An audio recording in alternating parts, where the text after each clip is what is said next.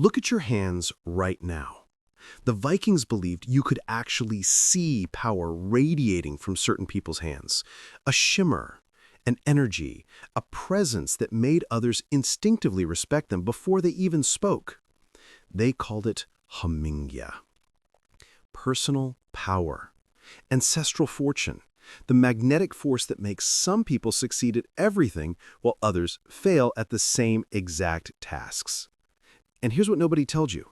You're losing yours right now, today, through 3 specific leaks that are so common, so normalized, that you don't even notice the bleeding until you wake up one day completely drained, wondering why nothing works anymore despite trying everything. Before we begin, understand this. Hamingja wasn't superstition. The Vikings understood something that modern psychology is only now proving. That your personal power is a real, measurable force built through specific actions and destroyed through others. It's why 2 people with identical skills get completely different results. One radiates Hamingja, the other hemorrhages it. In the next few minutes, you'll discover exactly where your power is leaking, why it's happening, and the ancient protocol to stop the bleeding and become someone undeniable. But first, you need to hear the story of a man who had more Hamingja than anyone in his village, until he lost it all in one brutal winter and discovered the devastating truth about how personal power actually works. Before we continue, subscribe to this channel, leave a like, and most importantly, comment below. When was the last time you felt truly powerful? When did you last walk into a room and feel people's energy shift toward you? If you can't remember, your Hamingja is depleted. Let's fix that. Comment and help others who are struggling with the same invisible battle. Now to the story that changes everything. Northern Iceland, year 923. Erik Fortunate wasn't called Fortunate as a joke. By age 28, he'd built the most successful trading operation in 3 territories. Ships came from as far as Byzantium, seeking his goods. When he entered the longhouse, conversations stopped, not from fear, from magnetic respect. People wanted to be near him. His presence felt like standing near a fire on a winter night. That man has powerful Hamingja, the elders whispered. Everything he touches turns to gold. The gods favor him. But Erik knew better. He'd grown up watching his father, a man with moderate wealth who never grew richer. He'd seen talented warriors die poor, brilliant craftsmen live forgotten. He understood early that talent meant nothing without Hamingja. So he built his deliberately.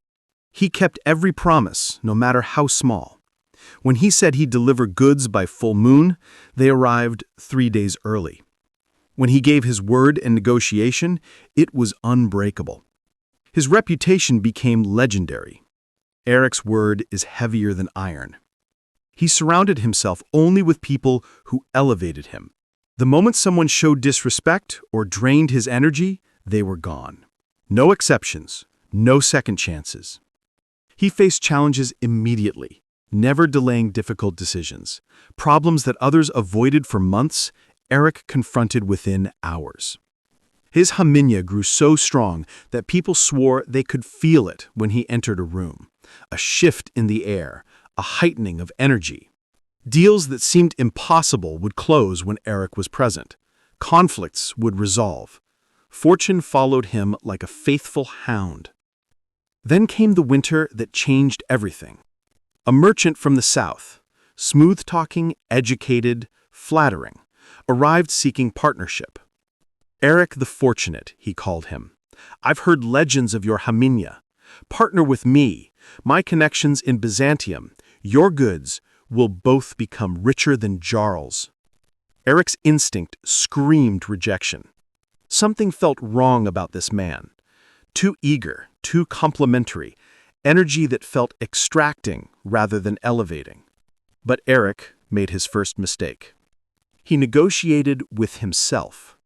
Maybe I'm being paranoid. Maybe I'm passing up opportunity. This could expand everything. He ignored his instinct and formed the partnership. Within 3 months, strange things began happening. Shipments went missing. Clients who'd worked with Erik for years suddenly pulled out. Deals that should have closed collapsed mysteriously. His wealth began bleeding away, slowly at first, then catastrophically.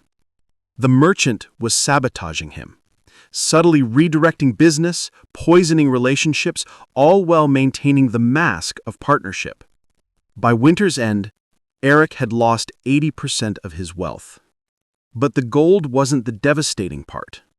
He'd lost something far more valuable: his Hamingja. When he entered the longhouse now, no one looked up. His presence had become ordinary, forgettable. The magnetic force that once surrounded him had vanished. He'd tried to speak in negotiations, and people would interrupt him, something that had never happened before. He was still Erik, same intelligence, same skills, same knowledge. But his power was gone. One night, broken and confused, he sought out Ragnhild the Volva, a seer known for understanding the hidden forces that governed fate. "I've lost everything," Erik told her. "My fortune abandoned me." Ragnhild studied him with ancient eyes. "You didn't lose your fortune, Erik. You bled your Hamingja. And now you understand the truth. Personal power isn't permanent. It must be guarded more fiercely than gold, because once it drains, everything drains with it." Ragnhild made Erik sit by her fire for 3 days, teaching him what his success had prevented him from seeing: the 3 ways people hemorrhage their personal power without realizing it. "Listen carefully," she said. "Most people walk through life bleeding Hamingja from 3 wounds. They wonder why nothing works, why they feel powerless, why success eludes them. But they never see the leaks. Leak number 1, broken words. Every promise you break, every commitment you fail to keep, every time you say you'll do something and don't, you hemorrhage Hamingja," Ragnhild explained. "But I kept my word to clients," Erik protested. "Did you?" Ragnhild's eyes pierced him. "What about the promise you made to yourself to only work with people your instinct approved? What about your word that you'd never negotiate with your gut feeling? The moment you broke those promises, even private ones, your Hamingja began draining." Erik felt the truth like a blade. He had broken his word, not to others, to himself. And that was the most devastating leak of all. The Vikings knew. "Your word is your power," Ragnhild continued. "Break it, and you break yourself. People feel it, even if they don't understand why. Your presence weakens. Your influence evaporates. Because deep down, even you don't trust yourself anymore." Leak number 2, tolerating energy vampires. "The second leak, allowing people to drain you," Ragnhild said, her voice harder now. "That merchant you partnered with, you felt the extraction immediately, but you tolerated it. You thought giving people a chance was noble. It's not. It's self-destruction." She drew a symbol in the ashes. "Hamingja can be transferred. When you spend time with someone of strong Hamingja, yours grows. When you tolerate those who drain you, yours flows into them like water seeking lower ground. They don't even do it consciously. They're empty, and you're full, and nature fills the vacuum." Erik understood with horrifying clarity. After every meeting with that merchant, he'd felt exhausted. He'd ignored it, rationalized it, pushed through it, all while his power hemorrhaged into someone who was actively destroying him. The old ones had a saying: "Guard who enters your hall more carefully than what enters your door," because people steal Hamingja far more effectively than thieves steal gold. Leak number 3, delayed confrontation. The third leak is the deadliest because it feels like wisdom, waiting, delaying, avoiding difficult truth because the timing isn't right, or maybe it will resolve itself. Every day you knew that partnership was wrong but delayed ending it, you bled power. Because deep in your soul you knew what honor demanded. And every day you failed to act, you sent yourself a message: my truth doesn't matter. My instinct is worthless. I am weak. And your Hamingja listened and agreed and left. Erik sat in silence, devastated by recognition. He hadn't lost his fortune to bad luck or the gods' disfavor. He'd bled his Hamingja through 3 self-inflicted wounds, breaking promises to himself, tolerating people who drained him, and avoiding difficult truths. Can it be rebuilt? Ragnhild smiled, not unkindly. Hamingja is the only wealth that can be remade from nothing, but the protocol is brutal. Most prefer to live depleted rather than do what's required. Before teaching Erik how to rebuild, Ragnhild explained something that would change how he saw every relationship for the rest of his life. You need to understand how Hamingja moves between people, she said, feeding the fire, because this knowledge will save you from ever bleeding out again. She explained. In Norse understanding, Hamingja wasn't locked inside you.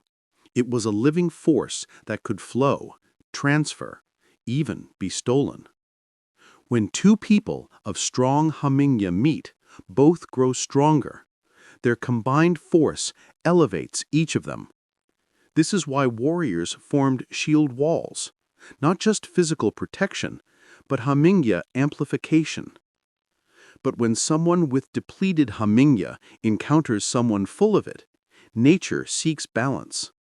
The empty one doesn't consciously steal. They simply drain, like cold air rushing into a warm room when you open the door. Erik understood immediately why certain people exhausted him while others energized him. How do you identify the drainers? He asked. Ragnhild counted on her fingers. First, notice how you feel after time with them. Depleted? Doubtful? Questioning yourself. That's Hamingja flowing out. Second, watch if they keep their word. People who constantly break promises are always depleted because they hemorrhage their own Hamingja, and they'll drain yours to temporarily fill the void. Third, do they face their challenges or avoid them? Avoiders are power vacuums. They've leaked so much Hamingja through delayed confrontation that being near them feels like standing in a draining tide.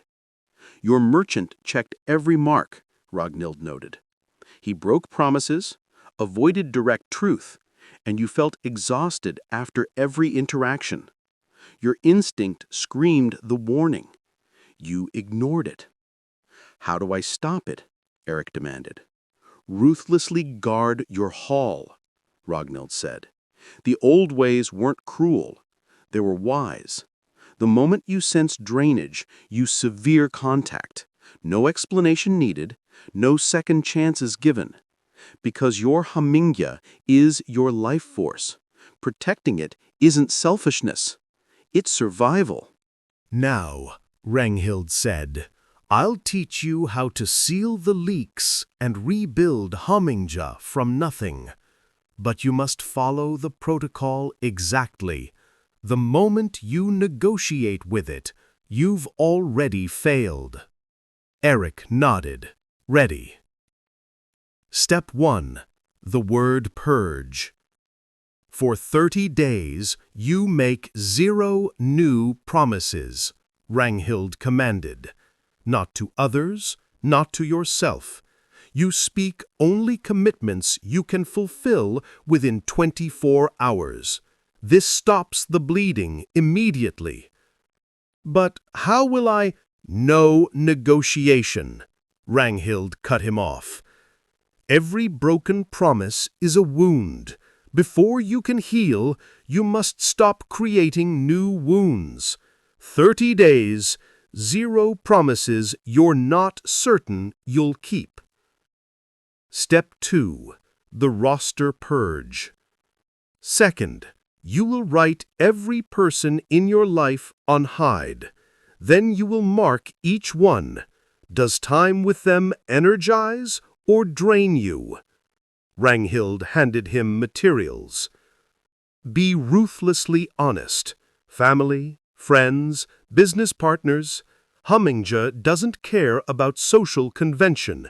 It only cares about truth. Then what? Then you sever contact with every drainer. Completely.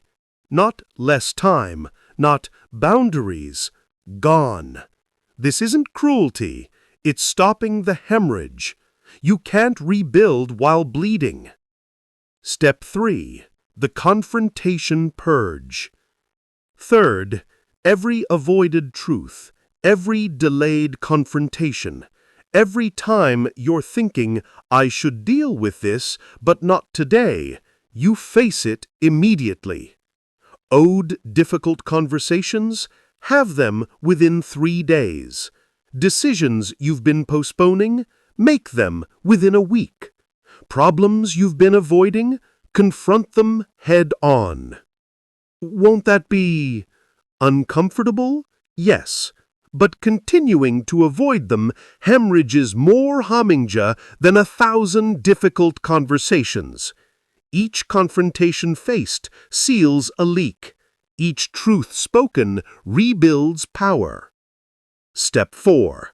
The small word rebuilding. After 30 days of purging, you begin rebuilding. But slowly, carefully, like healing a broken bone. You make one small promise each day, something absolutely certain. I will wake at dawn. Then you keep it. I will walk to the harbor. Then you keep it. Simple promises religiously kept. Why small? Because your mind doesn't trust you anymore. You've broken too many promises. Small kept words rebuild that trust. Day by day, your psyche begins believing this person keeps their word. This person has power. This person is Hamingja. After 90 days of small words kept, you'll notice something. People respond to you differently. They can feel it, the rebuilding power. They don't know why they respect you more, listen closer, value your presence. But they do. Erik followed the protocol exactly. 30 days of 0 promises. It was agony. Opportunities seemed to pass. People questioned him. But the bleeding stopped. He purged his circle. Old friends who drained him for years, gone. The flattering merchant, severed completely. Even family members who treated him as their personal resource rather than respecting his boundaries, contact ended. It felt brutal. It felt lonely. But something shifted. The constant exhaustion began lifting. He confronted every avoided truth. Debts he'd been delaying collecting, confronted. Business relationships that weren't working, ended clearly. Personal conflicts he'd been keeping the peace about, addressed directly.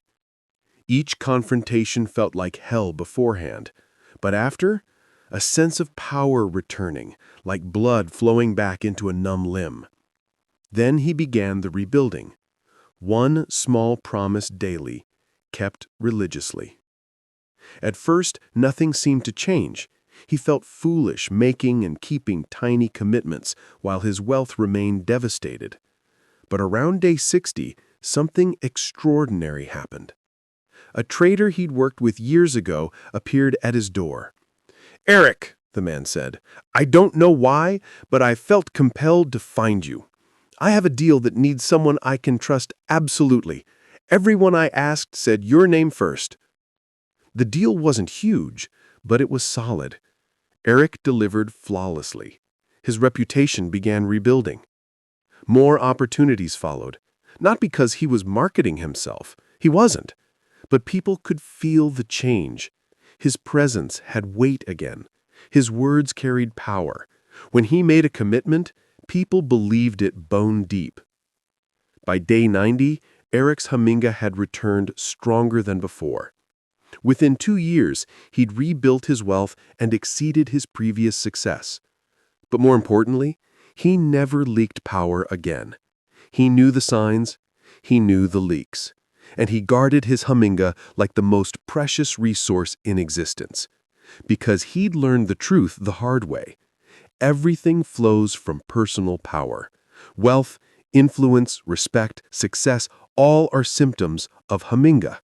Lose it, and everything else drains away no matter how talented you are. Rebuild it, and everything becomes possible again.